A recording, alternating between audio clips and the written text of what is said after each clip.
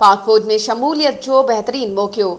पाक फौज में ISSB के ज़रिए कैप्टन बतौर टेक्निकल कैडेट 17 ग्रेड जो फौज में ऑफिसर थियण लाइ अप्लाई करे सघो था। जंहिंजी आख़िरी तारीख़ 12 जून खां 30 जून आहे, जंहिंमें तालीम graduation electrical mechanical civil engineering ऐं सिर्फ़ मर्द उम्मीदवारनि लाइ आहे ऐं टेस्ट आसान आहे। सिंधी भाइर वध खां वधि हिसो वठनि। वधीक तफ़सीलनि लाइ डिस्क्रिप्शन में ॾिनल लिंक ते क्लिक कंदा।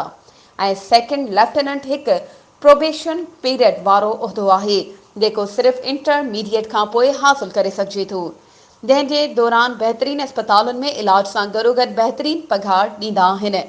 नंढी उमिरि जे अंदर मेजर BPS 18 जे उहिदे ते तरक्की मिलंदी आहे ऐं तमामु बहितरीन सहूलियतुनि सां गॾोगॾु वधीक तालीम जा मौक़ा, फैमिली रिहाइश ऐं बटमेन जे रखण जी सहूलियत बि मिलंदी आहे जेको तव्हां पंहिंजे कंहिं बि माण्हू खे रखी सघो था। अहिड़ा तमामु तकड़ा प्रमोशन हासिल करे तव्हां हेठियां तरतीबवार उहिदा हासिल करे सघो था, जिनमें captain, major, lieutenant general, colonel, brigadier, major general, lieutenant general शामिल आहिनि।